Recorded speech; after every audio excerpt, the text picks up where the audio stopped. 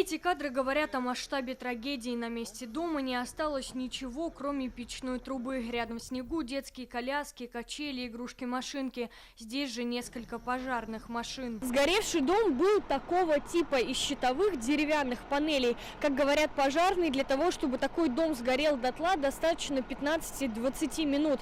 Так и произошло. Сообщение о возгорании поступило в 7:15, и уже в 7:29, когда на место прибыли пожарные подразделения, тушить было практически нечего. В этом доме уже 3 года проживала семья из 6 человек, родители с 4 детьми. Это 3 девочки 5, 7 и 13 лет. Самому младшему сыну недавно исполнилось 2 года. На месте пожара мы встретили брата хозяйки дома.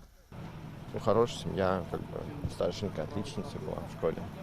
Как я понимаю, она из окна и получилось выпрыгнуть и спасти младшенькую. По словам соседей, когда пламя охватило дом, вся семья спала на 2-м этаже. Отцу и 3 дочерям выбраться не удалось. Спастись смогла мать. Женщина с маленьким сыном на руках выпрыгнула из окна.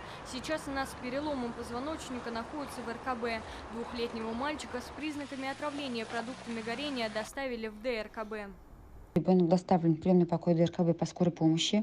В данный момент находится в реанимационном отделении. Проводятся все необходимые медицинские и диагностические процедуры в стабильном состоянии, в сознании. На месте трагедии работали руководители всех экстренных служб и правоохранительных ведомств, глава МЧС, Пошнадзора, прокурор. Сейчас они рассматривают 2 версии произошедшего. Это нарушение правил использования печи или электрооборудования, то есть обогревателей. Возгорание началось либо вместе соприкосновения дымохода с крышей дома, либо из-за короткого замыкания. Следственный комитет республики возбудил уголовное дело. По факту гибели мужчины и 3 его малолетних детей возбуждено уголовное дело по статье «Причинение смерти по неосторожности 2 или более лицам». На месте трагедии весь день работали дознаватели и специалисты пожарной лаборатории. Они установят причину трагедии. Пока известно, семья была прописана в Казани, проживала за городом, где не были установлены пожарные извещатели. Данная семья у нас является многодетной. В органах соцзащиты стоит как многодетная семья.